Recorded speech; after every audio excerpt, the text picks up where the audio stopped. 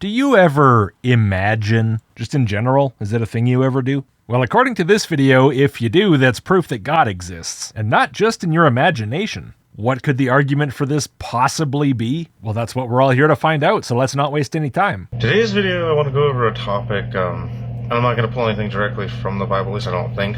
That's probably a good idea. The actual title of the video is God Does Exist, Your Imagination is Proof. And if the point of the video is to convince people who don't already accept that proposition that God does exist, then yeah, avoiding arguing based on the Bible is probably wise. This idea had come to me last night while watching He-Man with my brother. Ah, the old divine inspiration through 80s cartoons trope. All right, maybe this will be good.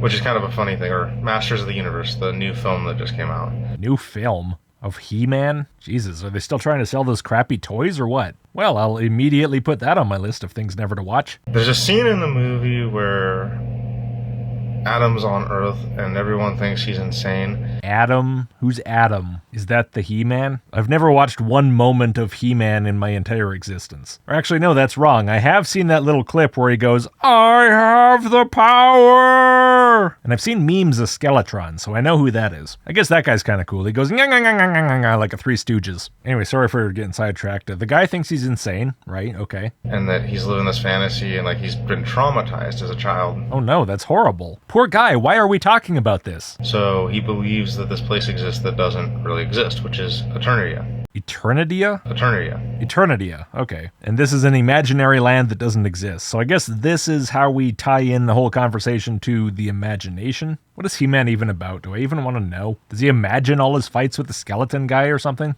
Don't tell me. I thought a lot about this, and something that had come to me while I was watching the movie was that something recently got asked to me, how can I believe in a being God, that exists when I've never seen him? Someone asked you that in those terms? How can I believe in God if I've never seen him? Well, I'm not going to say it didn't happen. It does happen. Usually I don't think people literally mean seeing, even if they say it that way. If you press them on that in particular, they'll probably back off relatively quickly. I think usually it's coming from speaking very simply or having just not really thought about it that hard. But I'm afraid that's still no excuse. They still must be flogged. But so let me just take a shot in the dark here as to what the rebuttal will be. Is it that they have to see him in their head instead? Like Adam sees Eternidia? And I think I have an answer that's been told many times, but I want to add to it. Please, feel free. I'm all about answers that have been told many times. Answers that have been told many times is my middle name. Logicked, answers that have been told... Fuck. I'm not even going to try. It's not a good enough joke. It doesn't deserve it. So, somebody had once told me, do you believe in the wind? No, I don't believe in the wind, because I only believe in things I can see with my eyeballs, because I'm an atheist, and that's what atheists do. And it's like, well, I know the wind exists. I can feel it. Nope, sorry, invalid. Can't see it, it doesn't exist. That's how it is. I don't make the rules. You can't see the wind, but you can in fact feel it. Doesn't matter, can't see it. Look, man, when atheists say see, they only mean see. Okay, this must be interpreted extremely literally. We can't be chalking this up to things like loose speech. Obviously, it's not that. Of course, the person who said this to you was unaware that things like physical feeling can count as evidence for stuff. It's inconceivable that they could have possibly not meant to exclude all senses other than sight. Sometimes you get those feelings deep down in your gut and stuff, and you know something's off. Yeah, I've been getting that this whole video, but I didn't want to say anything. And you can't explain it to yourself? No, that doesn't happen. I can explain anything to myself. It's amazing. Give me a thing to explain to myself. I'll do it right now. To myself, not you. It's not for you to hear. I'm gonna need you to suck your ears shut. What? Best way I can think to describe it is that is God. What? What's God? An uneasy feeling? What the hell? I didn't think we were at Therefore God already. How did we get here so fast? And there's a lot of things that go with that. I hope so, because otherwise this is a real short video. Look around you, things that you've seen and like you can't quite understand. I understand everything I see. I've never not understood anything I ever saw. When you only have one sense, you get really good with that one sense. It's kind of like Helen Keller, except instead of seeing and hearing being gone, it's everything but seeing. I can't even hear you right now. I'm just reading your lips. I hate it. It's Gross. Things that happen to where you have no natural answer to it. Like having the feeling that something's kind of off? Is that the kind of thing that you mean that couldn't possibly be explained naturally? Oh no, I have a slightly weird feeling. That must be God. There's no other way to interpret this. Even things like... let's see. Bro, have a shower. Got a good one here. Pokemon.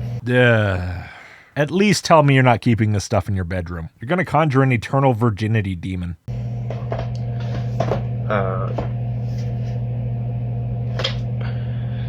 Pokemon. Okay, so you gave up on finding a second thing. I would have thought there would have been at least one more thing. This seems like the kind of place where there are many, many things. I don't know, maybe the rest of them were too hot for YouTube. Lord of the Rings. Oh, okay, Lord of the Rings. That is a second thing. Very good. Where is it? I want to see it. I have one right here, do you? See, I got nerd shit too, I just don't flaunt it. I keep it on a shelf in the utility room. Now, I showed you mine, you show me yours. The things behind me, the Gundams. Good enough, I guess. I don't have those. That counts as a second thing, I can see those. But you don't have a Lord of the Rings. Noted. Honestly, personally, I would put one Lord of the Rings above all those Gundams and the Pokemons. And I got 2 of them. So, you know. Different things that have come up throughout our society and culture. Things that have been brought to life. Brought to life? That was brought to life, not brought to light. Okay, well, since we're taking things very literally, none of this has been brought to life. I feel like it might actually be important to point that out for some reason. You think about all these miraculous, wonderful things like Superman. He can fly. He's a man that, has these incredible powers, laser vision. Miraculous? I mean, I guess within the context of the story, if you discount the weird, wannabe naturalistic spaceman explanation, then sure. Sort of. And you start asking yourself, where do all these things come from? Where do they come from? They're made up. People go, hey, wouldn't it be cool if we had a story about a guy that's way stronger than a normal guy? Like he can fly around without having to build a machine? And then they write stuff down and draw pictures. Where do you think it comes from? And they come from your mind, your imagination. Sure. With a general you and general set of imaginary things, yes. Things that you make up and draw pictures of and write stories about come from your imagination. What train of thought are we going to follow here to get to therefore God? I, for one, can't imagine how this could possibly work, but I'll give you the benefit of the doubt for now. Well,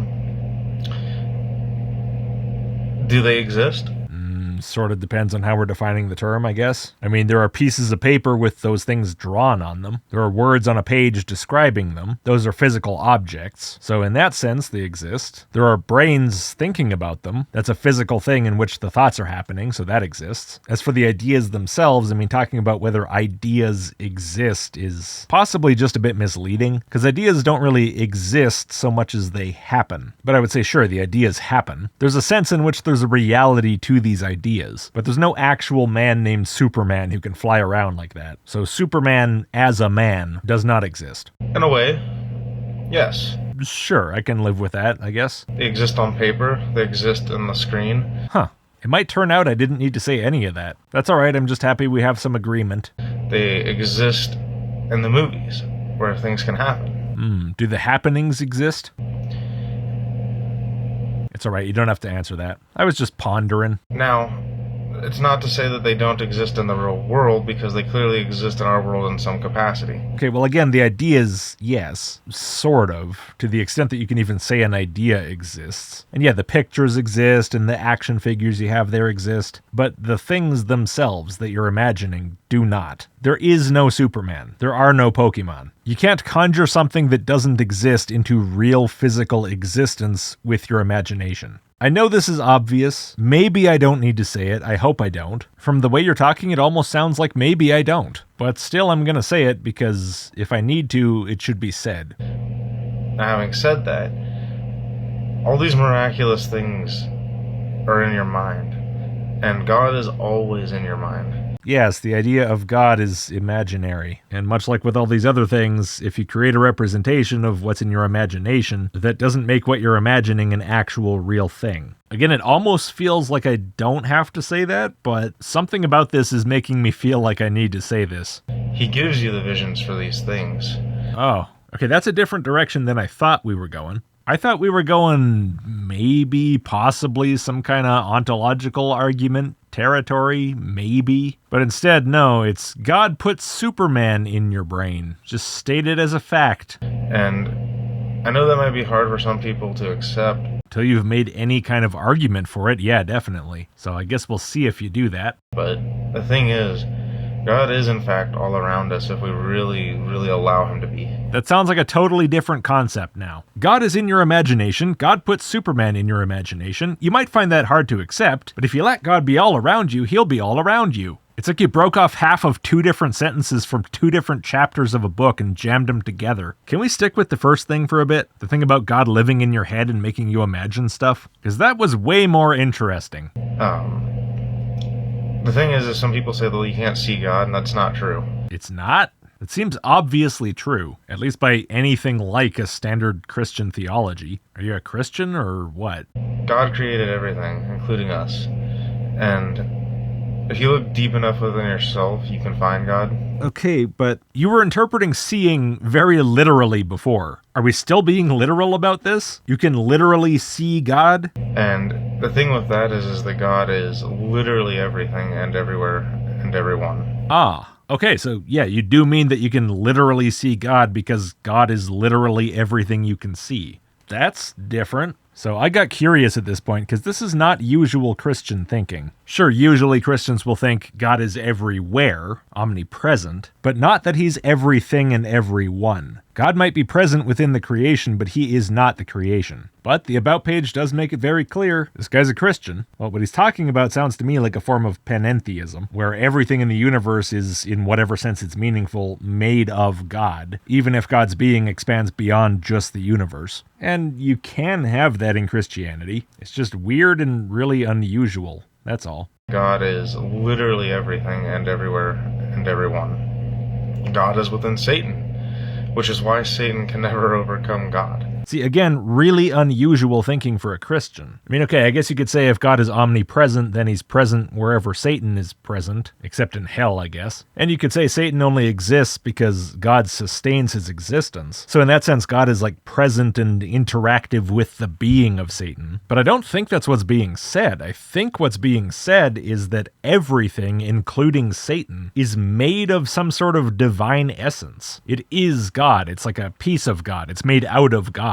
At least that's what it sounds like to me, because I don't know what else it means to say God is everything and everyone, including Satan. I think there's a world of difference between saying God is present within them and God is them. And honestly, I don't even understand how the Christian story would make any sense under that view. Not that it does that much anyway, but even less so, because then there's nobody really to redeem. There's no creation, it's all just him. Also, yes, strong Shmuel Paulin all in for God vibes on this one. If you haven't seen my book review of that, you really should. Classic stuff. In that, God also is everyone and everything, and he does atrocities to himself to entertain himself when he's bored, because it's like watching a horror movie. Sometimes he wants to feel afraid. So, there's some things to think about here with this. I don't know what you're going to say, but I doubt it's going to require all that much thought. There were some really interesting points in this movie where they were talking about that, and... Wait, what movie? He-Man? They were talking about Satan being made of God in He-Man. Wow, I thought it'd just be a big toy commercial. The thing is when you believe in something, it's not just because it's there. I agree. You can believe in something that's not there, too. It's called a false belief. You believe in it because you know it exists and you know that it is somehow part of you. In other words, you believe it's there. But what, it's actually not there? Then it's a false belief. Or do you mean something a little more subtle, which is that you don't believe in it because it's there. You believe in it because you have some reason to believe it's there. Its actual being there, its existence itself, is not actually sufficient to compel you to believe it exists. There's some further thing, some deduction, induction, whatever, that actually led to the belief. See, that's a more nuanced point, which I in no way think you're making. Especially because what you just said seems to have nothing to do with it. And actually, now that I think about it, seems slightly incoherent. I should listen to that again. Hold on. You believe in it because you know it exists and you know that it is somehow part of you. You believe in it because you know it exists. No, knowledge is a subset of belief. If you know it because you believe it. and for other reasons that make your belief count as knowledge. You don't believe it because you know. You don't have the belief because you had the knowledge. That's like saying you started to believe because you believed first. Doesn't make any sense. I know that might not make perfect sense, but... No buts. It doesn't just not make perfect sense, it doesn't make sense. How about we drop it and move on? You get these feelings inside that kind of indicate whether or not something is real or not. Yes, you have feelings. Where's this going? If you have a feeling, does that mean it must be real? Some people ignore those feelings. Some people like to think themselves gods. I'm getting a repetitive whiplash from this video. You're changing directions so fast on me, it's brutal. Which of these two wildly different statements are we going to discuss? Which is even more proof that God does exist because... Where? How? Where? What is going on? Which one? Okay, start with that. Some people ignore the feelings that make things feel real, proves God exists, or some people think they're gods, proves God real. Neither one seems to do that at all, but I'd like to at least know which one's supposed to. I guess the second one, you said that one last, but this video's unpredictable enough that I could be totally wrong. Maybe it's a third thing you haven't even thought of yet. Satan was an angel who desired to be a god, desired to be worshipped like God, and that's something that he passes into humanity all the time. Okay, so we are talking about people thinking they're gods, proving God. I'm glad we've established that. And the reason it proves God is because Satan did that, and sometimes likes to make people feel that way, according to you. Right, well, that doesn't follow. That makes no sense. I don't have much else to say about that as an argument, but what I will say is something I find very funny, which is that a lot of the time when people talk about being God, such as in this video that I did recently, the reason that they're saying that is something very like your theological view. You've said basically the same thing here, that we all are God, part of God at least. And people with that kind of view are the main group of people that I actually hear anything close to I am God from. I just find it kind of funny, kind of ironic, that you're spreading the same basic way of thinking as the main group of people who will literally say, I am God. And it's something that we ourselves have to learn to override with God. It's not always easy. How is it not easy to not declare yourself a god or not want to be worshipped like a god? Is this a problem you have? That's weird, man. That's your thing. That's not my thing. I don't have that. Not always, going to be fun.